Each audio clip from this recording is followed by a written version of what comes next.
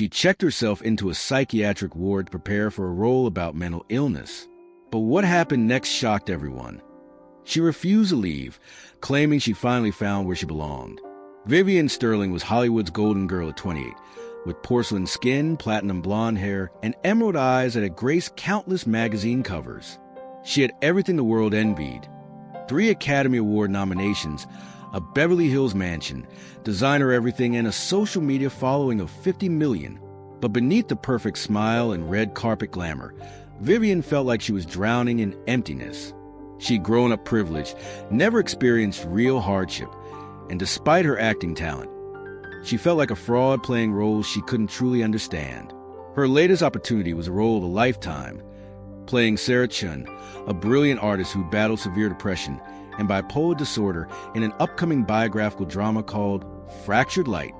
The real Sarah had spent years in and out of psychiatric facilities before taking her own life at 35, leaving behind a legacy of haunting artwork that captured the beauty and pain of mental illness. The role was Oscar bait, and Vivian knew it could cement her legacy as a serious actress rather than just another pretty face.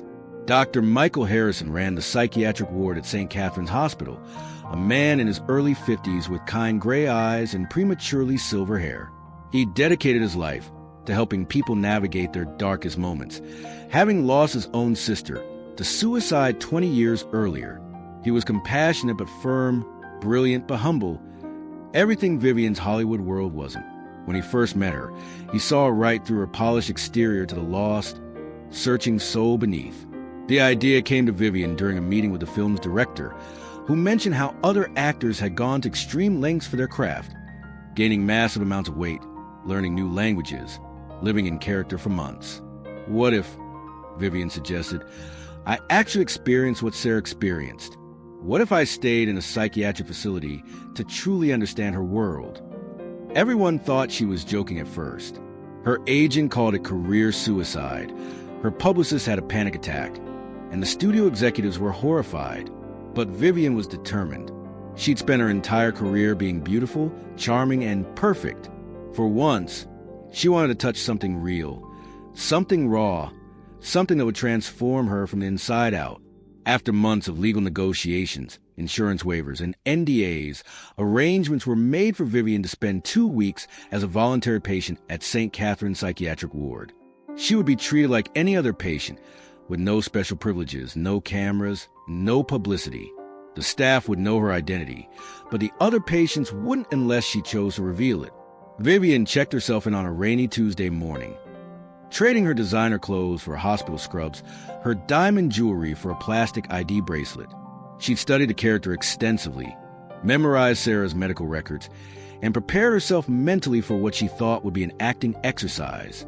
She expected to observe, to take notes, to gather material for her performance. What she didn't expect was how quickly the facade would crumble. The first few days were exactly what Vivian had anticipated: uncomfortable but manageable. She attended group therapy sessions, followed the daily routine, and took notes in her head about the other patients' behaviors and speech patterns. She was particularly drawn to Elena, a 19-year-old artist who'd attempted suicide 3 times, and Robert, a middle-aged teacher whose anxiety had become so severe he couldn't leave his house. The standoff lasted 3 weeks. Vivian's team hired lawyers. The hospital brought in psychiatrists for evaluation, and the media turned it into a circus. But through it all, Vivian remained calm and resolute. She found something real in that ward, something she'd been searching for her entire life without knowing it. The resolution came not from legal pressure or medical intervention, but from Elena. The young artist had been scheduled for discharge, and she came to Vivian with tears in her eyes. "You saved my life," Elena said simply. "Watching you be so brave, so honest about your pain, it made me realize I'm not alone.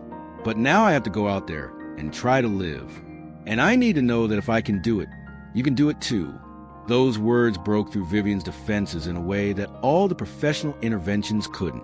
She realized that her refusal to leave wasn't about finding herself. It was about running away from the work of integrating who she'd become with the life she'd built.